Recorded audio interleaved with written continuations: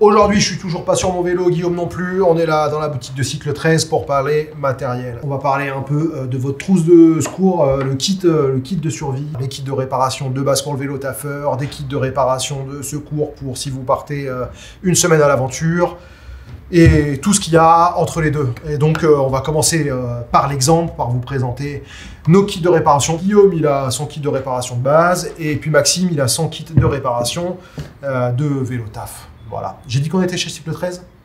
Non. Pas encore. Et voilà, c'est Maxime, notre hôte, toujours. Aujourd'hui, on est toujours chez Cycle 13, dans le 13e arrondissement parisien. Et voilà, et Guillaume, toujours Guillaume du PGR, Guillaume du Paname Gravel Ride. Et voilà, let's go. Comme souvent, à vélo, on cherche toujours à rationaliser un peu, parce que tout ce qu'on emmène, c'est du poids. Et puis, le poids, à vélo, souvent, c'est pas une question que ce soit l'ennemi, mais enfin, on essaye de minimiser, quoi. Du coup, on emporte juste ce qu'il faut, et on fait des arbitrages pour ça. Je propose qu'on commence par le nécessaire de réparation de vélo taf de Maxime.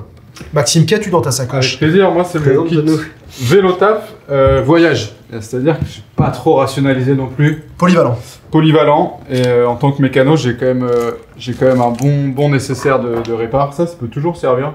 Comme les colliers Riesland. Sangle, j'en ai aussi. Réutilisables. Sangle de pédale auto, tu sais, les premières pédales. Exact. Tu strappais ton pied. Ça vient de mon motobécane. Putain, moi j'en ai en scratch. Mais une petite sangle comme ça qui te permet d'accrocher les trucs, c'est vrai que c'est. Tu sais pas à quoi ça sert. Ça peut sauver. Mais au moment où t'as une bonne.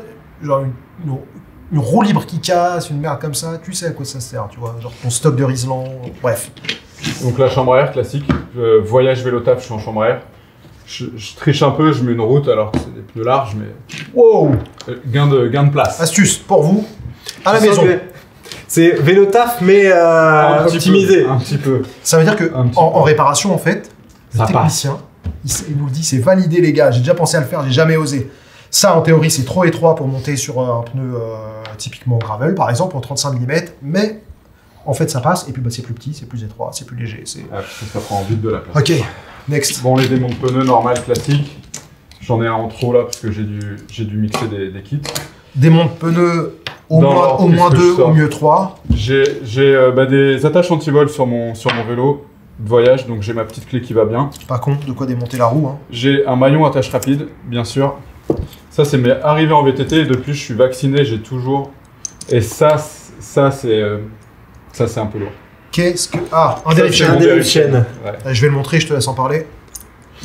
Et c'est vrai que sur mon VTT, sur mes sorties sportives, j'ai un dérive-chaîne intégré à mon multitool, ce qui me fait gagner du poids. Ouais. Mais ils sont pas toujours aussi pratiques et aussi efficaces. Celui-là, il marche très bien. Et du coup...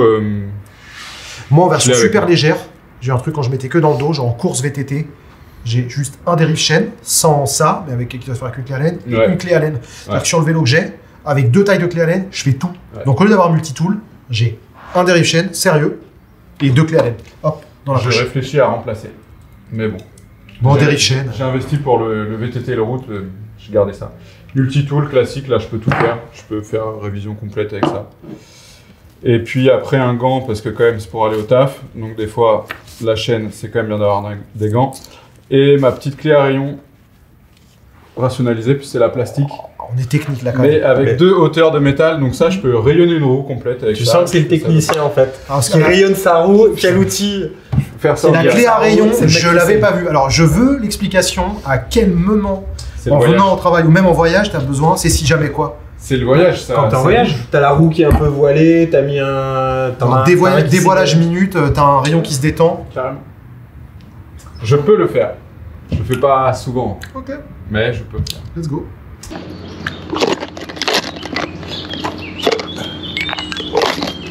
Hop. Guillaume, qu'as-tu version dans ta trousse mini bidon. Donc version mini bidon, c'est Zefol qui fait ça, mais il y a plein d'autres marques qui te font. C'est comme un bidon en fait de boisson, sauf que le couvercle est plat. Et t'as différentes tailles et t'as des réhausses si tu veux en mettre plus. Et tu le mets dans le porte-bidon. Et ça, tu l'accroches dans le porte-bidon sur ton cadre. Avec l'enjeu, attention de le sécuriser à mort pour être sûr qu'il saute pas. Ouais. C'est du vécu. Faut le serrer. Si tu le perds, c'est galère. Tu perds un bidon, c'est galère. Alors, regarde, j'ai un morceau de chambre à air que j'ai accroché dessus parce que ça élargit un peu et ça vient se bloquer un peu plus dans le porte-bidon. Bon, faut chacun ses astuces. Mais si moi perso, je pars pas 3 jours avec ça sans mettre une petite sécurité en plus sur le porte-bidon. Franchement, parce que un si ça élastique, saute, une petite sangle, un truc.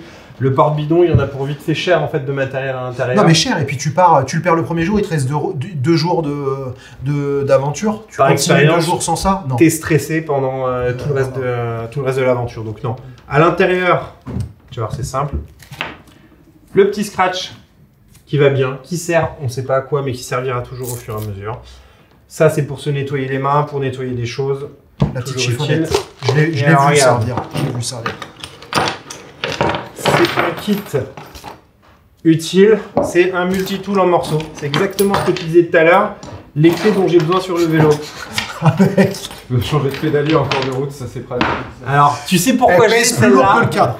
Celle-là, elle est spécifique pédalier rotor sur les canyons. Ah. C'est ce diamètre-là spécifique. Personne ne l'a, personne n'a cette taille-là dans son multitool. C'est une 1,5 ou pas? 10 mm. Ah ouais. Je me demande si je l'ai pas dans mon sur le truc Décathlon, le gros truc Décathlon. Il y a un... Même dans le gros Décathlon, t'as pas cette taille-là précise. En fait, cette taille-là, elle sert pour les pédaliers rotor sur un modèle de canyon. Le pédalier, en fait, a tendance à se desserrer. Tu perds ta manivelle. C'est arrivé à au moins 4 mecs, plusieurs fois. Et j'ai perdu ma manivelle. Par le poids. Donc, t'imagines, obligé. Ça fait quoi dans le vélo? Ça vaut mon direction. Ça fait quoi dans le vélo? J'ai les clés. Bah là, t'as toutes les différentes clés Allen. Plus qu'un multitool. En fait, l'avantage de la clé Allen, c'est que t'as de la longueur et donc tu peux aller faire resserrer tes petites vis. Souvent, les multitools, en fait, d'un côté ou de l'autre, c'est tout petit. Donc, si c'est un truc qui fait 2 cm de long, tu peux pas les resserrer facilement. On se retrouve souvent bloqué. Ah ouais. Donc, ça, c'est pratique. Après, la partie pneumatique, bah, je vais avoir une cartouche de CO2 avec le percuteur. Ça évite une pompe. Cartouche de PO2. Alors, tu peux gagner du temps dans un contexte dans lequel tu veux gagner du temps. Ça permet aussi, si tout se passe bien, de reclaquer correctement un pneu. Ouais, tu peux regonfler, puis Non, j'ai pas de sur conneries, des petites sorties, soit à l'arrache, soit des sorties où on est nombreux, bah il y a toujours un copain qui aura une pompe, donc on va compter sur la solidarité. Puis sur les sorties où tu es tout seul, par contre, je prends une pompe, et souvent aussi. je la mets dans un autre endroit. Ouais. Ça, c'est plutôt pour aller reclaquer un pneu, pour aller remettre un petit coup d'air rapidement. Donc, reclaquer, on vous renvoie à la vidéo qu'on a fait sur le tubeless. Voilà. Le CO2, ça envoie vite, un gros volume d'air, ça peut permettre, notamment sur du tubeless, de remettre en place le pneu dans la jante. Exactement. Un adaptateur, ça c'est un adaptateur en fait pour aller se mettre dans les gonfleurs de station-service ou autre. En fait, tu vois là, les embouts en fait sont pas adaptés aux obus de vélo standard. Alors les vieilles chambres à air bien grosses que tu avais sur les chambres à air de VTT avant. En shredder. Exactement. Bah ça, tu peux le gonfler avec un gonfleur de voiture. Ouais. Les vélos actuels, non, tu peux plus. C'est du Presta. Et donc, c'est des Presta comme ça. Et donc, il te faut l'adaptateur. Donc, ça, c'est bien pratique quand tu pars sur Par contre, il est fat. Hein, là, tu as une version gros adaptateur. Moi, j'en ai un, il fait la moitié de ce volume-là. Je l'ai toujours avec moi. Mais... Et j'ai la version compresseur. Faut que ce soit solide, faut que ce soit lourd. Une valve, parce que quand tu es en tubeless, tu peux toujours péter une valve ou s'il faut la changer. Et l'avantage dans la valve, c'est que tu as un obus. Donc, tu peux le changer. Si jamais c'est que l'obus, j'ai une valve en rab. Le petit outil pour aller resserrer, tu vois, ça, tu vas pouvoir démonter sur les anciennes, tu vas démonter des choses avec, resserrer, ça pèse 2 grammes, ça sert à démonter et dévisser la valve, enfin l'obus de la valve. Ouais. Alors ça c'est ma version du maillon, j'ai le maillon rapide. Tu le perds pas. Je le perds pas parce que ça se perd facilement et en fait, à l'intérieur, tu as une petite lame de cutter pour aller couper des mèches, couper des morceaux en fait. Je veux Pas ça. mal celui-là. J'en veux un. Ouais. Ouais, Ça n'existe pas à la vente. C'est un En produit cas d'attaque unique. de sanglier, tu vois, tu peux aller sur un Ou d'ours brun. petit coup de serin sur un sanglier, ça marche bien. Ça, un petit coup de lube. Ça, c'est pour quand, la chaîne. quand tu pars sur du long, on est d'accord? Et même quand tu vas rouler là en ce moment, il va pleuvoir, il y aura de la boue, il y aura du sable. Bah, avec ça, je vais nettoyer ma chaîne et avec ça, je vais la lubrifier. Ouais, quand tu pars 4-5 heures, même ça peut... Franchement, Tu remets un petit une coup. chaîne pas lubrifiée, c'est horrible en fait. À rouler, tu vas emmener la mécanique, ça va être hyper dur. Tu perds en fait en puissance. Enfin, c'est juste dingue pour 2 grammes de lube. Ouais. Après, j'ai quoi? Bon, elle est un peu sale, mais j'ai des patchs pour aller réparer s'il faut réparer un pneu. Tu vois, quand tu blesses, on crève pas beaucoup parce que le truc, il est quand même très très vieux. Ah ouais, je sais. Un petit coup de colle, c'est toujours utile. Un patch, ça c'est un patch, c'est pour... sur Estrap qui faisait ça, mais tout le monde le fait un peu, c'est pour réparer les flancs de pneus. Quand tu es en tubeless ou même en chambre, mais que tu as vraiment fait une grosse ouverture sur ton pneu, il y a des moments où tu peux plus rien réparer. Donc soit tu essaies de trouver un morceau de plastique pour mettre à l'intérieur, soit tu viens coller ça et en fait tu as le flanc du pneu et tu viens le coller dessus. Tu colles ça à l'intérieur, tu refais l'étanchéité ou ça permet d'être une chambre à air et que la chambre à air fasse pas une hernie? Le plus souvent, ça permet que ta chambre à air ne sorte pas. Quand on est à mettre un truc comme ça ou à faire de la couture sur ton pneu, vaut mieux finir. Donc c'est l'équivalent de ce qu'on fait en dépannage avec une carte de crédit ou l'ancienne carte de téléphone là, comme t'as vu ça à l'intérieur du flanc. Avec un emballage de barres céréales, ça peut marcher aussi. Ta barre énergétique que tu as mangée, tu mets l'emballage à l'intérieur, bah ça c'est juste que ça tient un peu mieux, c'est un peu plus pérenne. Parce qu'il y a des stades d'entaille dans le pneu qui sont tels que même si tu mets une chambre à air dedans en réparation, ouais, la chambre à air elle va ressortir, ça va faire une bulle, elle va exploser ta chambre à air. Donc ça évite ça. Ok. Les mèches, parce que je roule en tubeless, donc c'est une mèche, c'est de la matière. Fais gaffe, non pas du tout. C'est de la matière. Non ça va, ça passe. Ça, tu l'as sur les bidons. Quand tu roules un peu trop longtemps et que tu te retrouves avec de la boue sur le bidon, tu goûtes ton bidon, tu sais pas si c'est vraiment de la boue. Bah, à l'odeur, tu l'as pas forcément, mais au goût, tu le comprends. Et toi, tu as des sacrées grosses sections. Toi, tu as des mèches. J'ai des mèches, bah ouais. Moi, j'en ai petites, moyennes et grosses. J'ai des mèches. En gros, tu mets la mèche, tu tires au milieu, ta mèche, elle est dedans, tu rentres dans le pneu.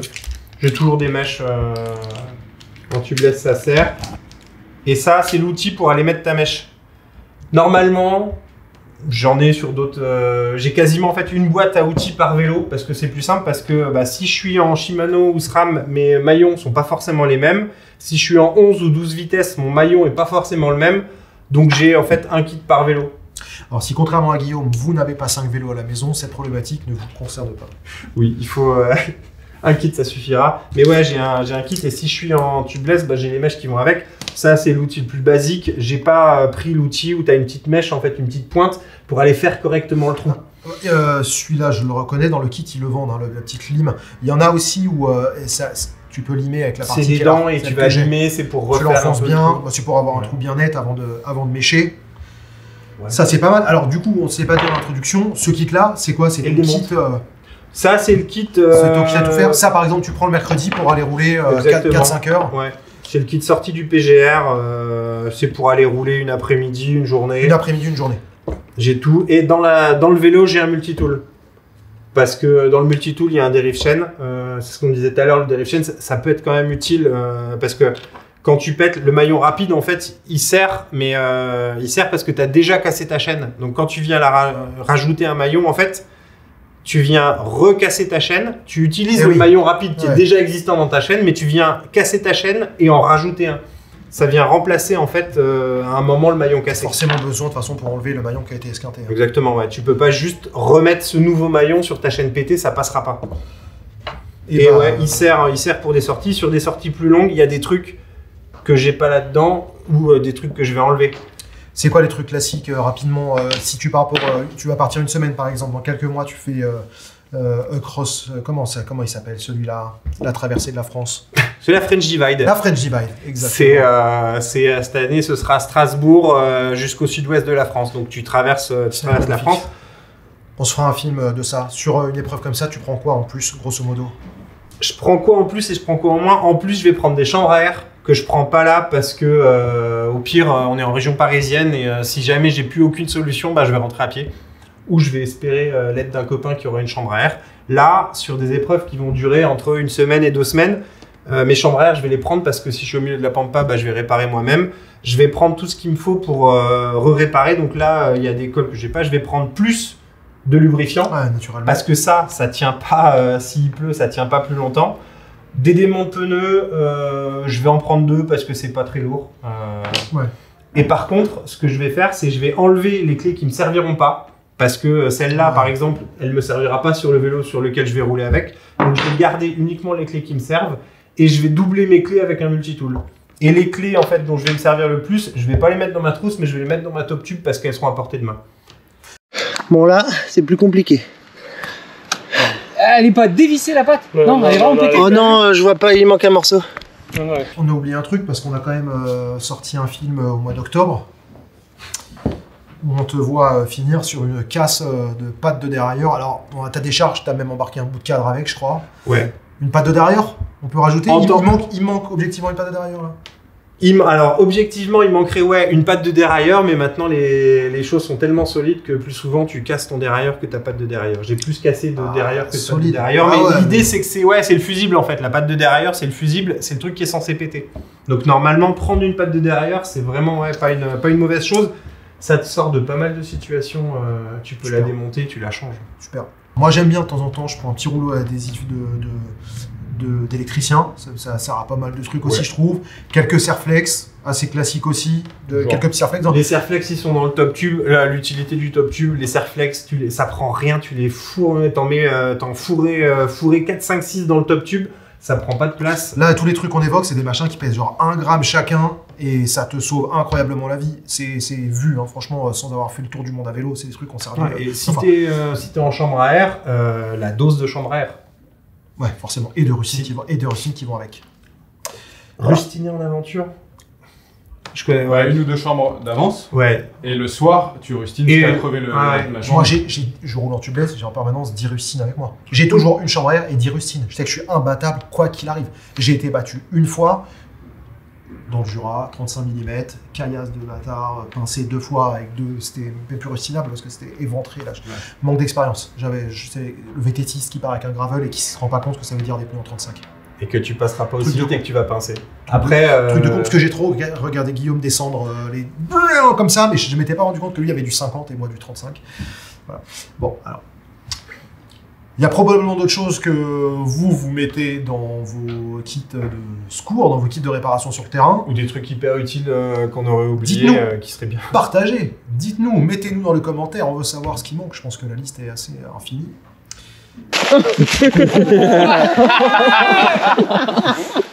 Sinon, comme nous sommes des gens responsables, ajoutons qu'il peut être bienvenu d'ajouter là-dedans éventuellement une couverture de survie en fonction de la période à laquelle vous roulez et de si vous roulez avec du monde. Je sais quand on roule en groupe avec le Panam Gravel Race, on essaye de toujours avoir au moins une personne qui a une couverture de survie. Pareil, ça pèse rien et puis ça peut bien dépanner pour faire des euphémismes. Et puis de quoi manger, mais c'est pas un kit de réparation. On dit pas. Bah, ouais, ça c'est la partie. Ouais, C'est la partie mécanique, quoi. Moi j'ai la partie Tu peux mécanique. mettre 3 sucres. Mais tu peux mettre j'ai 3 sucres dedans. non, j'ai une deuxième quand je pars sur des aventures, ou même sur la sortie du mercredi, j'ai une deuxième sacoche qui est plus ou moins grosse en fonction en fait de ce que je vais faire. Mais elle va être petite quand c'est des petites sorties du mercredi. Mais dans le vélo, j'ai une couverture de survie. Je vais avoir une petite compresse et un peu de liquide physio. Et quand je pars sur des trucs plus longs, là j'ai ma trousse matérielle, mais j'ai aussi la trousse santé. Bref, Sachez. Hein. racontez-nous ce que vous mettez dans vos sacoches. Non mais Et celle-là, je l'avais pas avant. Le nombre de fois où on s'est sauvé. On les arrête plus.